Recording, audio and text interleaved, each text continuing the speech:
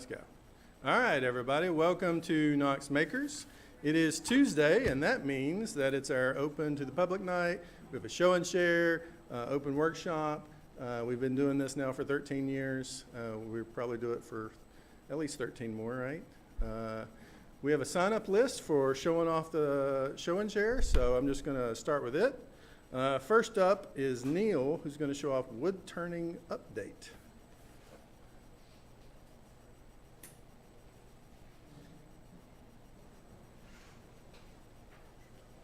So now that we got those silly lightsaber hilts out of the way, we're going back to our normal progression of lessons, wood turning classes. And I put in a request this morning to Brian to put us on the calendar for the 102 class, which will be June 19th, and the next 202 class would then be June 26th. Both of these are Wednesdays, 1 week apart. For those of you who may not be familiar with it, the 102 class is an authorization class so that you can use the lathes, and the 202 class gets deeper into wood turning and some of the wonderful, exciting things you can do with it. Another thing that's coming up, Randy, who is my co-instructor in the wood turning classes, I'll tell you, taking the classes is worth it just to see how Randy and I debate each other's techniques. But the last class that we had, there was some discussion about, we really ought to be able to get together and discuss wood turning among people who are either are turning wood or are interested in it. And, sort of like Sue's Stitch and Bitch. So that sounded like a pretty good idea, and we are going to do that, where we will do either an evening or a weekend day where people who are, again, either wood turners or interested in wood turning can come together for 2 or 3 hours and talk about turning. We may have demonstrations of various things. We're also planning on having a raffle at each one of these social events, and the items that will be raffled off will be turning blanks, various exotic wood pieces probably, and also tools and accessories that people want to donate.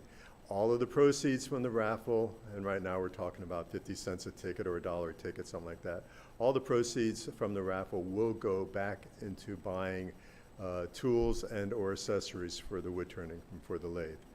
What we have to do first is, since the wonderful name of Stitch and Bitch is already taken, we have suggested several names, and I'm going to ask you people present tonight to help us pick the name for what this social activity will be. And we have 3 names.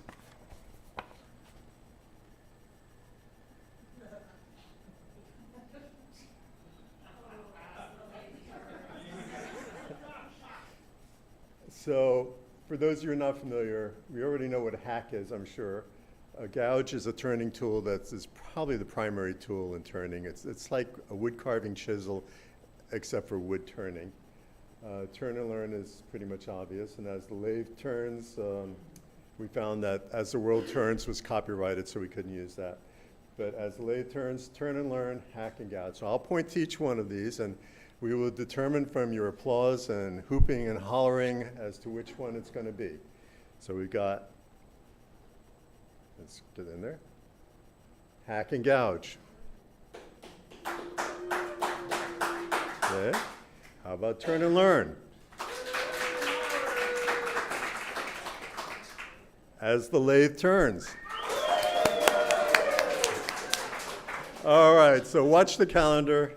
We'll probably try and have one by the end of June. So if you see something up there as the lathe turns, you know what it's all about. And please, you do not necessarily have to be a turner to come to one of these events.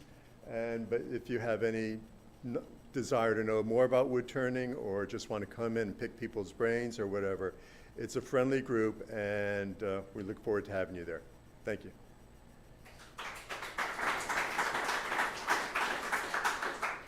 Thank you, Neil. Next up is Wes, who's going to show foam inserts.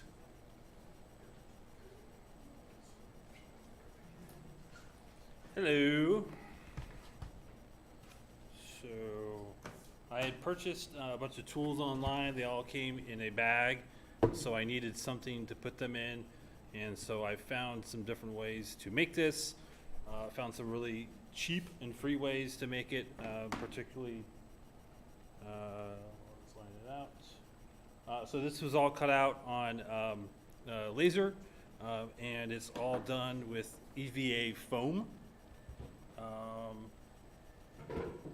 The box itself was cut out here at Makerspace, and then the foam is about a little more than a 1/4 inch in width. So I'm going to show off the tool that I used. Hopefully this will pop up somewhere. I'm using the HDMI. I got to switch it. So which one? M3. Let's see.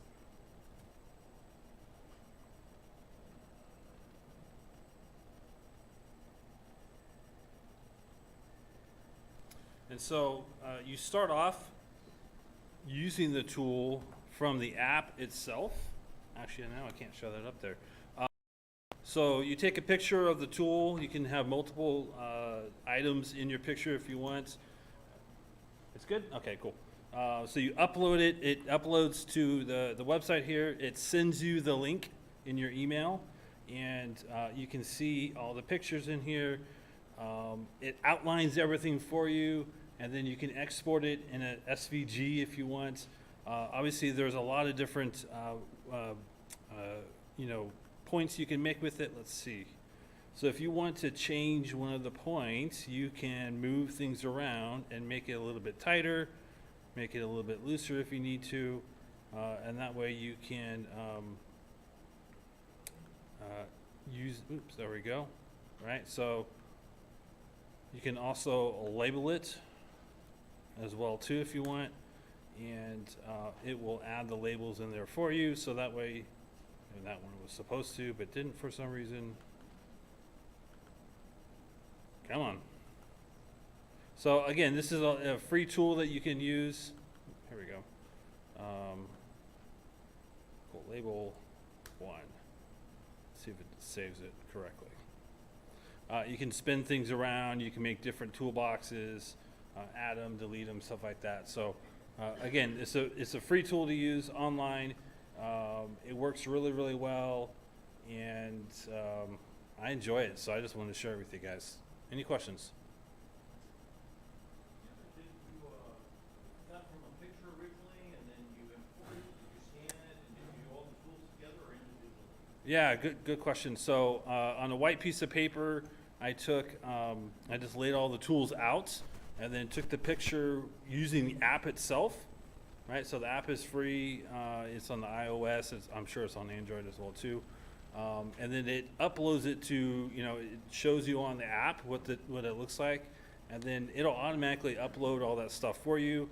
And then in here you can do whatever you want. You can manipulate the picture if you need to, and stuff like that. So, question? Does the tool have a name?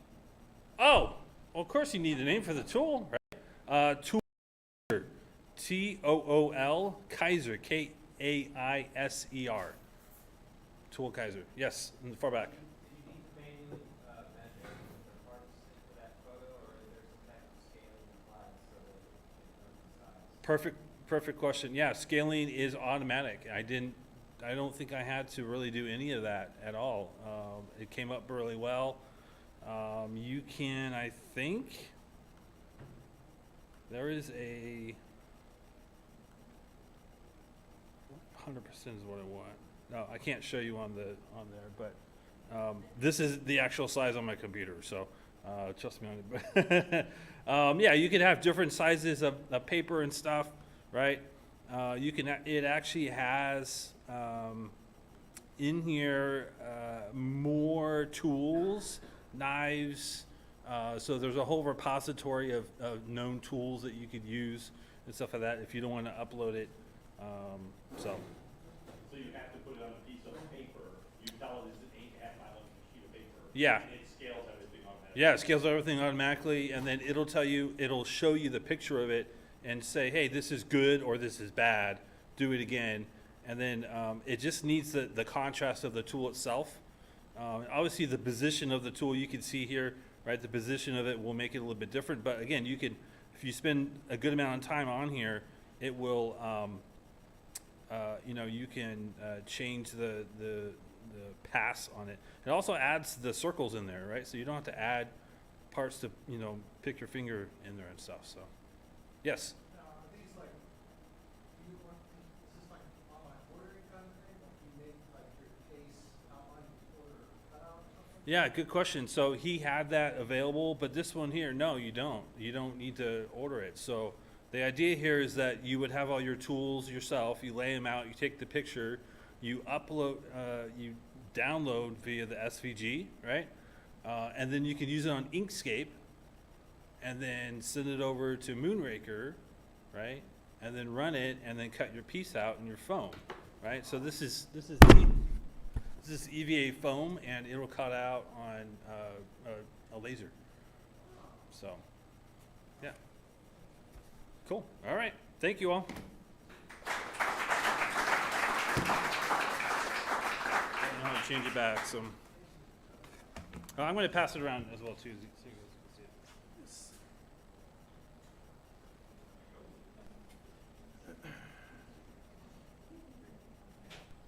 All right. I like the part about the laser, so. Yeah. All right, next up is Casey, who's going to show shelves and hot glue and lights on a shelf.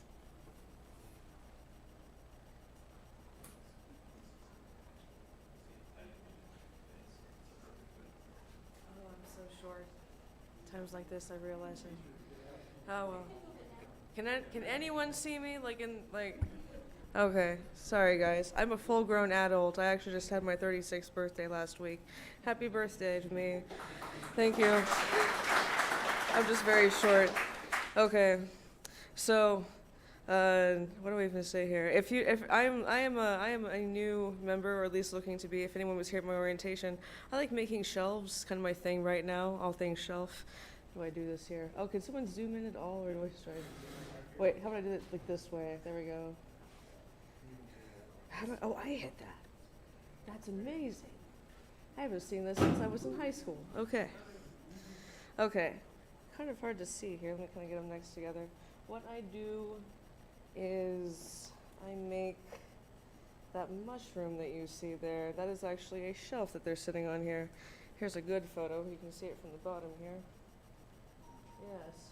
And what it is it's a piece of wood. You can just see the wood edges, and then the outside rim is hot glue. It's on a bit of wax paper. The idea is that you put the wood on the wax paper and then you hot glue around it, build it up. Some people have been doing that around here recently, I understand. But the glue's not supposed to stick to the wax paper, so you can pull everything off and have a nice kind of thing to paint like a mushroom, as I did there. Now, what I see in this photo is you can, my hand. As you can just see there, that is the wax paper. It did not come off, ladies and gentlemen, did not come off the hot glue. I showed you this because it's one of those things we talked about failures. It did not come off the hot glue as it's supposed to, but you can't tell. It's beautiful. It's a lovely thing.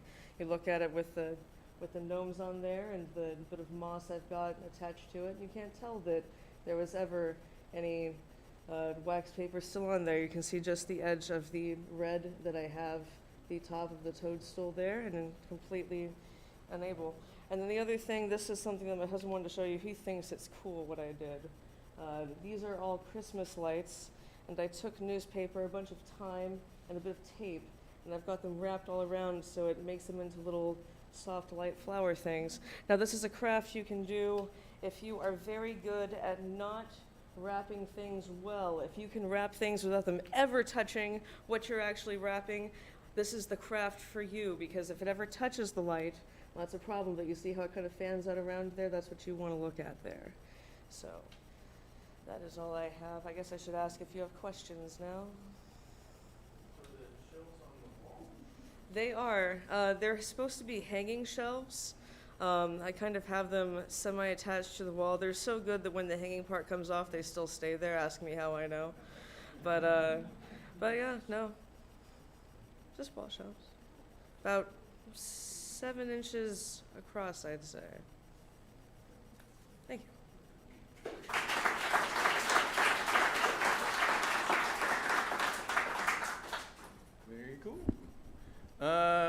so next up, we're gonna have Andrew put out a quest for you all. So,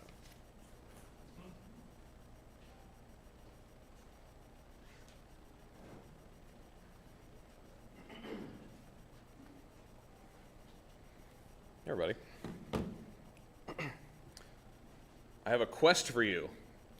The toxic King Regal has poisoned our hospitality zone with an ancient and evil problem: advertising. I beseech you, brave adventurers, to use your strongest hacks to compromise the electronics messaging board. A bounty of $40 has been collected for the first member who can dispel the evil. An additional $20 is offered for anyone who can change the messaging to the opposition of the king. A laptop with wireless connectivity might be required for this challenge. You may find some in the armory at the back. There are spies everywhere. Please do not touch the message board, as I recognize that a swift kick would also dispel the magic. Any questions? Cool, good question. Yeah, right. Okay, so we received in by donation some electric signage the other day. It's running some sort of something, and I wanted to give everybody an opportunity to try and make it do what we want it to do. Right? Like that's kind of what we do here. So.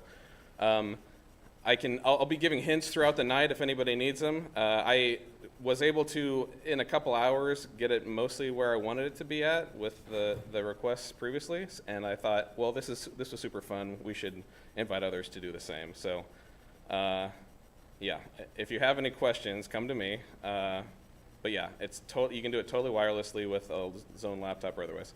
You are talking about the picture of Tom Cruise. Yes. Yeah, the king has used the most cunning of. Yeah, that's right. Yeah. Is this a take-home project? No. It's yeah. I guess it depends on how good your Wi-Fi is, yeah, or where you live. But yeah, like I said, I'll be here through the night giving hints, at least to get folks started and whatnot, and there'll be some cash prizes and stuff coming up. So yeah, if you're interested in giving a crack at that, give it a go.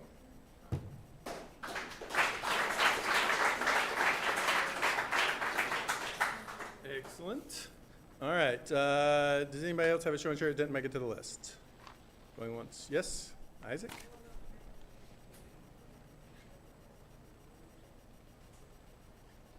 I wanted to give you all a brief update. You may recall having seen this somewhat recently.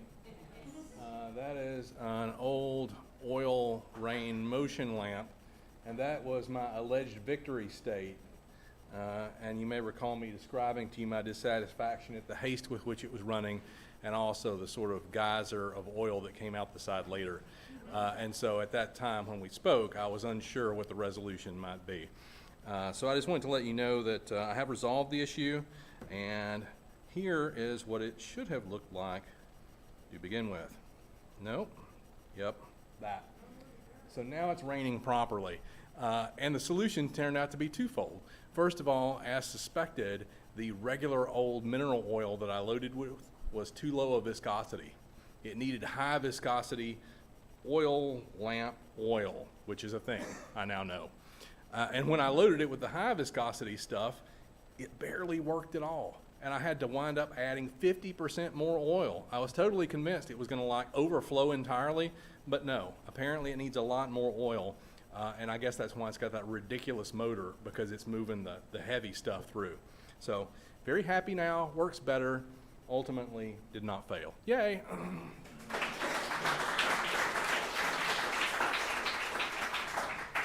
All right. Anybody else? Okay. We have a few classes on the calendar, laser classes this weekend on Saturday. There's actually 2 tickets left, last I checked, for the Moonraker class. That's our big CO2 laser. Grab them if you want to get in on that class. Then there's a few welding classes that seem to all be sold out. Are there more coming up, I assume? Of course, more coming up. And then the next Saturday is Stitch and Bitch. That's the socials, hangout, work on fiber projects, and socialize, which is important. That's all the events in the next couple of weeks. And that's all the announcements that I have.